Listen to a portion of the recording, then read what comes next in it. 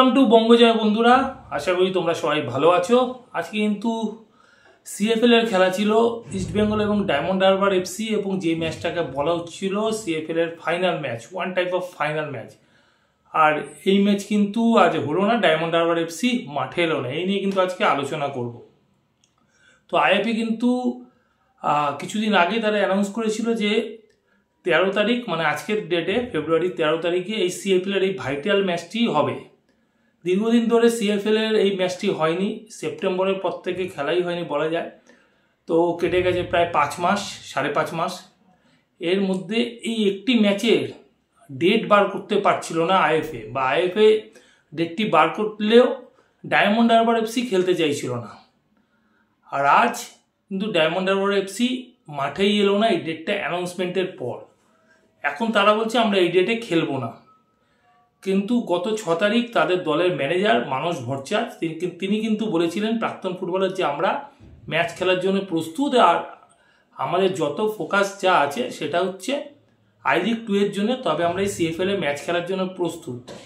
আবার 11 তারিখে তিনি তার বয়ান চেঞ্জ করলেন এবং বললেন যে আমরা এই 13 তারিখে সিএফএল ম্যাচ খেলবো না। তো একটা মানুষ দুবার করে বয়ান কি করে চেঞ্জ হয়? 6 তারিখে একরকম বয়ান দিলেন, 11 তারিখে একরকম বয়ান দিচ্ছেন গত পরশু দিনকে।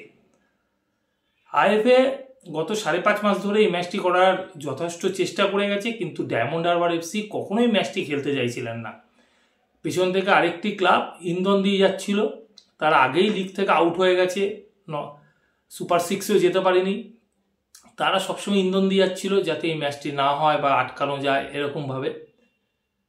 এর আগে ডায়মন্ড হারবার এফসি কিন্তু নিয়ম বহির্ভূত কাজও করেছিল এই কলকাতা ফুটবল লিগে, যেখানে নিয়ম আছে মাঠে 4 জন বাঙালি ফুটবলারকে খেলাতেই হবে পুরো 90 মিনিট। সেখানে তারা কিন্তু একটা ম্যাচে মোহামেডানের সাথে, সেই ম্যাচে কিন্তু তারা বাঙালি ফুটবলার চেঞ্জ করে ভিন রাজ্যের ফুটবলার নামিয়েছিল। সেইখানে কিন্তু আইএফএ একটা টাইমে ইস্টবেঙ্গলকে সেই ম্যাচে পয়েন্ট দিয়ে দেয়, কিন্তু পরবর্তী সময় নানা রকমের প্রেশার, ডায়মন্ড হারবার এফসির পেছনে কারা আছে না আছে সবই জানো, সেই প্রেশারে কিন্তু আইএফএ সেই পয়েন্ট আবার তারা ক্যান্সেল করে দেয় ইস্টবেঙ্গলকে দেওয়া, এবং ম্যাচটি রিপ্লে করার সিদ্ধান্ত নেয়। এবারে কথা হচ্ছে যে এর আগেও সেম নিয়মে কিন্তু মোহনবাগানের পয়েন্ট কাটা গেছিল টালিগঞ্জের সাথে। আমি বলেছিলাম তারা অনূর্ধ্ব 21 ফুটবলার তুলে নেওয়া ইনজুরি টাইমে মোহনবাগান টালিগঞ্জ ম্যাচ 2015 সালে। তো সেখানে টালিগঞ্জ 3 গোলে হেরে যাওয়ার পরও কিন্তু 3 পয়েন্ট পায়। আর এখন সেই একই নিয়মে কিন্তু ইস্টবেঙ্গল পয়েন্ট পায়নি, সেটা নিয়ে তো আমি আগের ভিডিওগুলোতে আমি অনেক ডিসকাশন করেছি তোমাদের সাথে। আর এইটা যেটা করলো আজকে ডায়মন্ড হারবার এফসি, সেটা কিন্তু বাংলার ফুটবলের জন্য কিন্তু একবারে ভালো হলো না। যে কোনো কারণেই হোক ডায়মন্ড হারবার এফসি আইএফএর উপর প্রেশার করে যাচ্ছে, এখনও করছে, কিন্তু এটা ভারতীয় ফুটবলের জন্য ভালো হচ্ছে না। ডায়মন্ড হারবার এফসি তো আর ইস্টবেঙ্গল না, তারা শুধুমাত্র কলকাতা ফুটবল লিগ আর আই লিগ 3rd ডিভিশন খেলে আই লিগ 2nd ডিভিশনে উঠেছে। একই মরশুমে ভারতীয় ফুটবলের 2টি ডিভিশনের খেলা হচ্ছে। ভাবা যায়, মানে আই লিগ 3 যারা খেলছে একই মরশুমে তারা এসে আই লিগ 2তে খেলছে। এটা ভারতেই সম্ভব।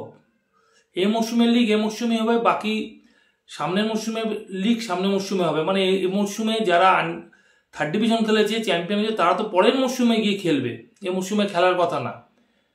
কিন্তু এত সময় পাওয়ার পরও ডায়মন্ড হারবার এফসি একদিনের জন্য ম্যাচটা খেলতে চাইছে না।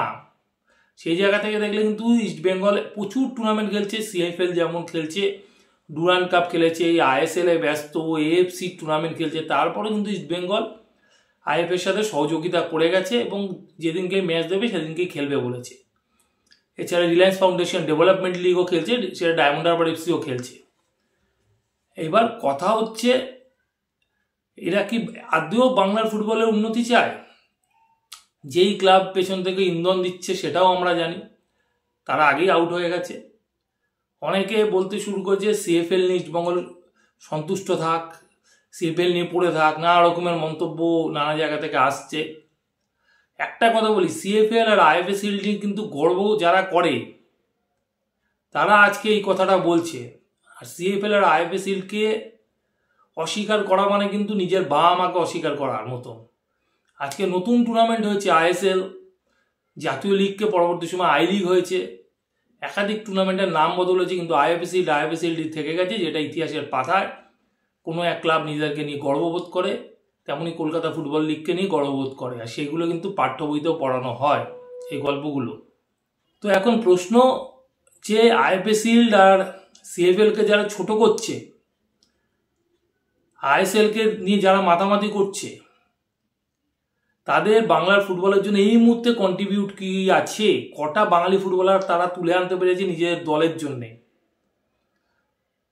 আর সিএফএল আর আইএফএসএলকে অস্বীকার করা মানে কিন্তু আমি তোমাদেরকে বলতে পারি যে নিজের বাবা মাকে দূরে সরিয়ে ঠিক ঘর জামাই হয়ে শ্বশুরকে কাছে ডাকার মতন ব্যাপার। একটা গাছ যখন বড় হয় না, তার গোড়াটা কেমন হয় সেটা কিন্তু সবার আগে ডিপেন্ড করে। আর আইএফএসএল বা কলকাতা ফুটবল লিগ হচ্ছে একটা গাছের গোড়ার মতন জায়গা। সেই জায়গাটা আছে দেখে কিন্তু আজকে এই ক্লাবগুলো এত বাড়বাড়ন্তি, নইলে এই ক্লাবগুলোকে কেউ চিনত না, এটা একদম বাস্তব কথা। আর ডায়মন্ড হারবার এফসি আজকে মাঠে খেলতে না আসা মানে এটা কিন্তু পালিয়ে যাওয়ার সমান। আজকে একটা বলা যায় পলায়ন দিবস হয়ে গেল।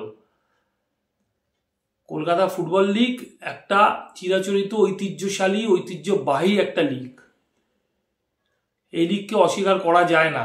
এই লিগে একটা মাটির টান আছে, মানুষের হৃদয় থেকে এই লিগ, ঘাম রক্তে ভেজা এই লিগে যারা নাকি অস্বীকার করছে তাদের সত্যিকারের বলতে চাই, তাদেরকে ধিক্কার জানাই।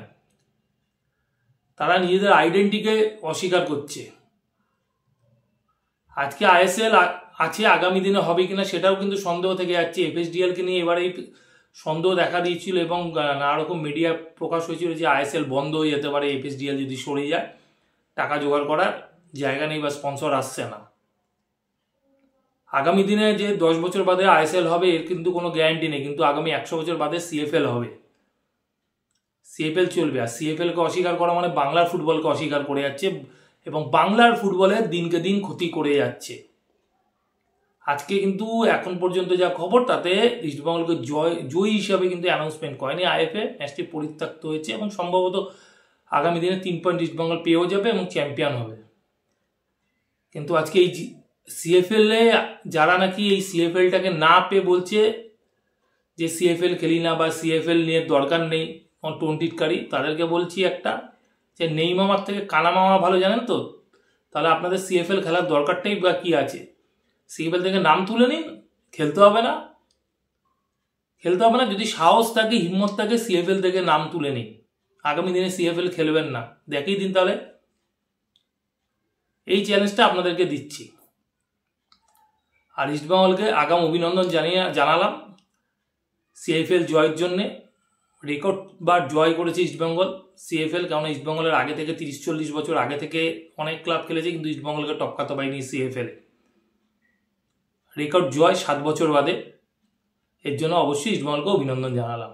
এখনকার মতন এই পর্যন্ত। নতুন খবর নিয়ে হাজির হবো তোমাদের কাছে পরের ভিডিওতে।